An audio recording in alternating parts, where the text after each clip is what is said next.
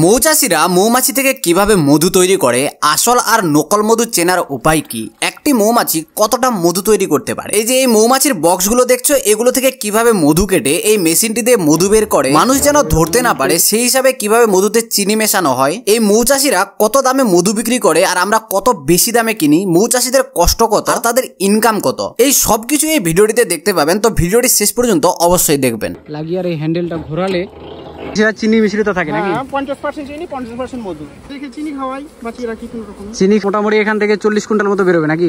সেলাররা আছে না, ঠিক মতো রেট দিচ্ছে না, নীল চাষির মতো করছে আমাদের, পুরো বক্সের মৌমাছিটা পালিয়ে যাবে।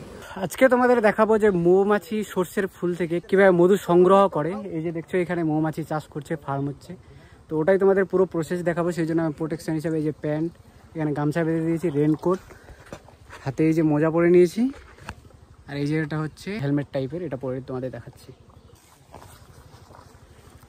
এই যে এটা এইভাবে পরে নিলাম, এখানে নেট দেওয়া আছে, তাহলে মৌমাছি আর কামড়াতে পারবে না। হ্যান্ড গ্লাভস এটা পরে নিই। এই যে দেখো এবার ঢুকে গেছি মৌমাছির ফার্মিংয়ে। এই যে এরকম বক্সগুলো রাখা আছে, আর তোমাদের পুরো প্রসেস দেখাবো যে কীভাবে বক্সগুলো খুলে আর কীভাবে একদম পুরো মধু ওখান থেকে বের করে। তো প্রথমে বের করার জন্য এই যে মৌমাছি দেখো কেমন ঘুরছে, এই যে এই বাচ্চা এরও অনেক সাহস। ভয় লাগে না তোমারও? মৌমাছি কাটে বের তোমাকে? আজকে কেটেছে? একটাও কাটেনি? এই যে পা খোলা আছে, হাত খোলা আছে, তাও কাটেনি? এই দেখো শুধু শার্ট পরে আছে আর প্যান্ট পরে আছে। এই যে দেখো চারিদিকে কত মৌমাছি, এই যে ভ্যান ভ্যান ভ্যান ভ্যান করে আওয়াজ করছে। ও এটা ধোয়া দেওয়ার জন্য নাকি? ওই এটাতে দিচ্ছে ধোয়া। এই যে দেখো এখন এই বক্সটা খুলবে, প্রথমে পলিথিনটা তুলে নিল, কত মৌমাছি দেখো। এবার এই যে এটা দিয়ে ধোয়া দিচ্ছে একটু একটু করে। ধোয়া দিলে তাহলে কি হয়? মাছিটা নিচে বসে যায়। এই যে দেখো মৌমাছি, এই যে একটা উপরে তুলছে এরকম ঝেড়ে দিয়ে, এটা ঝাড়ুর মতো দিয়ে ঝেড়ে দিচ্ছে।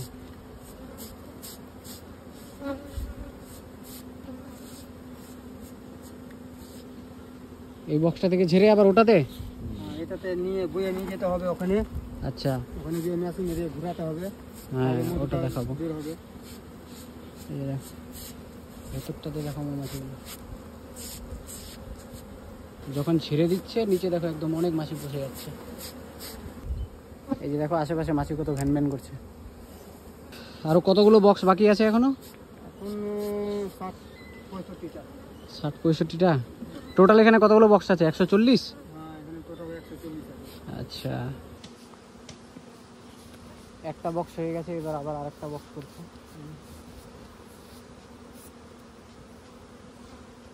এটাতে অনেক মৌমাছি আছে তো, বেশি নাকি? নরম, এগুলো নরম। এই যে দেখো মৌমাছি বসে গেছে, যে এখানে বসেছে, এখানে বসেছে।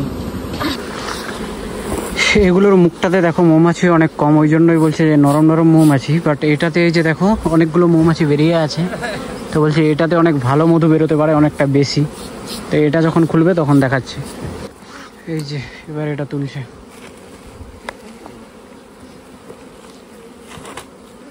আচ্ছা এটাতে বেশি, হ্যাঁ এই যে সাদা সাদা দেখা যাচ্ছে নাকি, এটাতে অনেক বেশি মধু হবে। এই যে দেখো ওই যে ধোঁয়াটা, এটার ভেতরে কি ঢুকিয়ে রেখেছেন? কয়লা না ঘুষি। এই ঘুষিগুলো গোবরের? আচ্ছা, আর এই যে এই এখানে যে এটা কি, এগুলো তো বাচ্চা হবে নাকি? হ্যাঁ, এটা পুরুষ বিরল। আচ্ছা, মধু তাহলে উপরেরটাতে শুধু সাদা অংশটাতে? এই যে এটুকু মধু থাকে, এই যে এটুকু। এই আচ্ছা, ওইটুকু শুধু মধু, আর এগুলো বাচ্চা হবে, বাচ্চা আর মোম। বই লিখছে 50 দিন বাঁচে একটা মৌমাছি, কিন্তু 50 দিন বাঁচে না, 30 দিন। 30 দিন?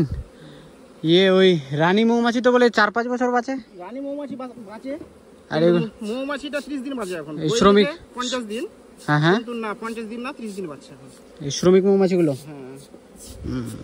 আচ্ছা, এখানে কি রানী মৌমাছি কোনটা বোঝা যাবে? একটা থাকবে বক্সে। হ্যাঁ, বক্সে তো একটা করে থাকে। থাকলে আমি দেখতে পেলে দেখাচ্ছি। তোমাদের যদি রানী মৌমাছি দেখতে পাই তো তোমাদের ধরে দেখাচ্ছি কোনটা রানী মৌমাছি।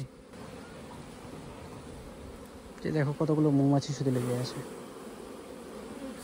এটা পুরো সাদা দেখা যাচ্ছে। এটা নতুন শীট তৈরি করলাম। ও এটা আবার ডিম দিয়েছে, আবার বাচ্চা হবে। এটা নতুন শীট, ওই জন্য পুরো সাদা নাকি? একটা বক্স থেকে মোটামুটি ভালো হলে কতটা মধু বেরোতে পারে? সারা সিজনে 25 কিলো। পুরো সিজনে? ও রানী মৌমাছি খুঁজছেন নাকি? একটু নেক্সট বক্সটা। আচ্ছা, এবার এই লাইনটা হয়ে গেছে, এবার ওই যে ওই লাইন থেকে ওখান থেকে শুরু করবে। সকাল থেকে এইরকম খেটে যাচ্ছে। এই যে এটাতে অনেক আছে মনে হয়, এটাতে দেখো সাইডে কত মৌমাছি আছে এখানে। এই যে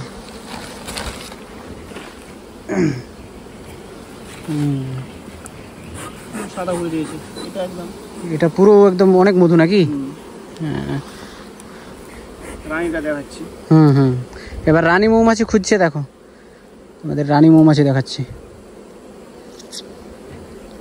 তাই না? বড় করে দেখাবে। হ্যাঁ হ্যাঁ হ্যাঁ, এই যে এটা রানী। কোনটা? হ্যাঁ, এই যে এটা হচ্ছে রানী মৌমাছি। দেখো অন্যান্য মৌমাছির থেকে এটা কিন্তু অনেকটাই বড়, লম্বা, আর ওগুলো বাকিগুলো কিন্তু কর্মী মৌমাছি রানীর মতো। হ্যাঁ, এই যে রানী যদি ভেঙে যায় দেখো, তো পুরো মৌমাছি ভেঙে যাবে। রানী যদি পালিয়ে চলে যায় এখান থেকে, তাহলে পুরো বক্সটা চলে যাবে নাকি? পুরো বক্সের মৌমাছিটা পালিয়ে যাবে। কতদিন পর পর মধু কাটছেন? 5 দিন পর আমরা।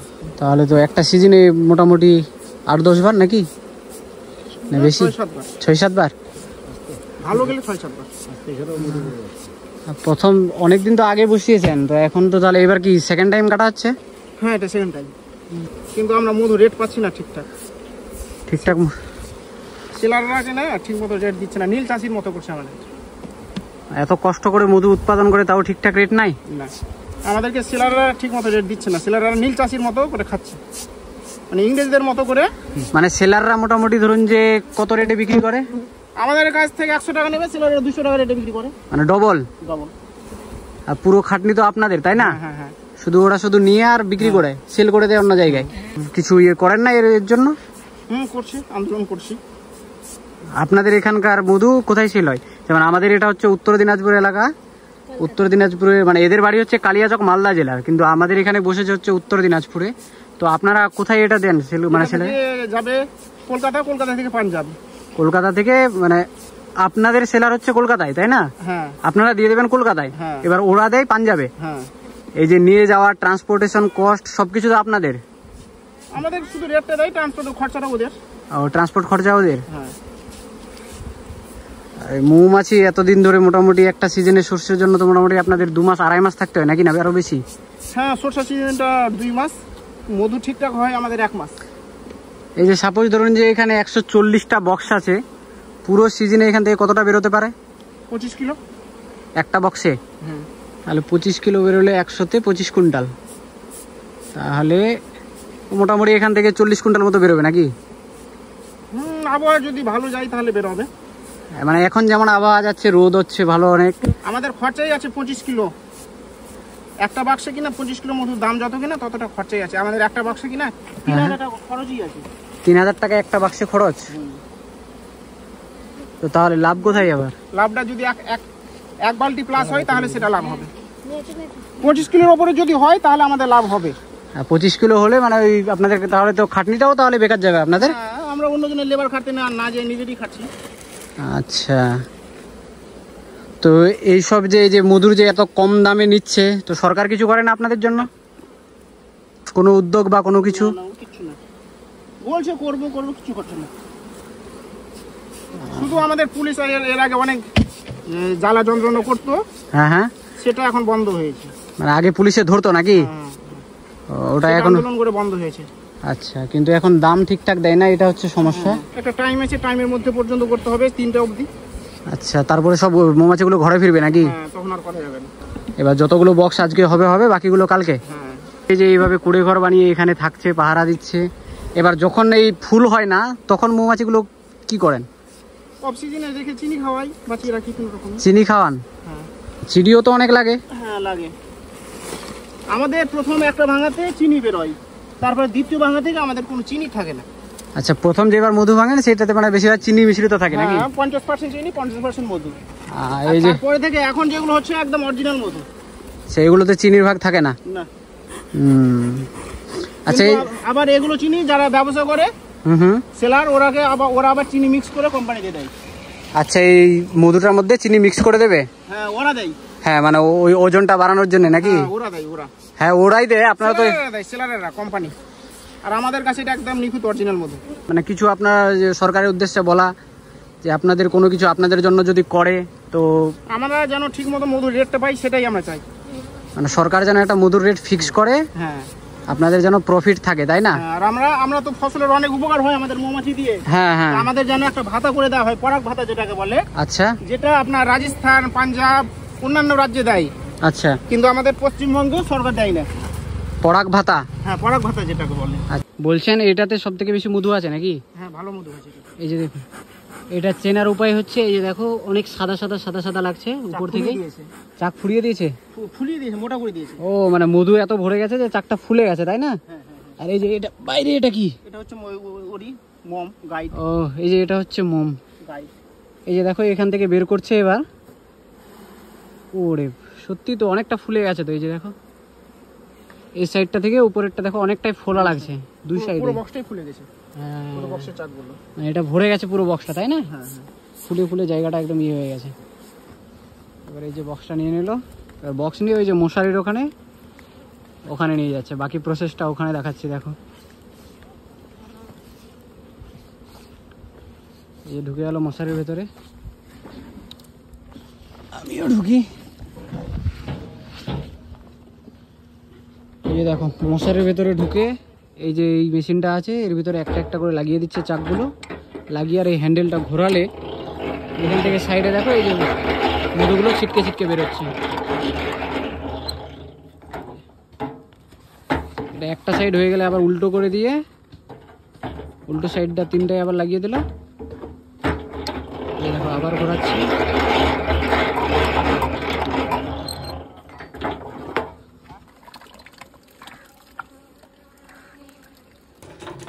এই যে দেখো এখান থেকে মধুগুলো তুলে আর এই যে প্লাস্টিকের জারগুলোতে ভরে রাখছে। ওকে আমি হাতে নিয়ে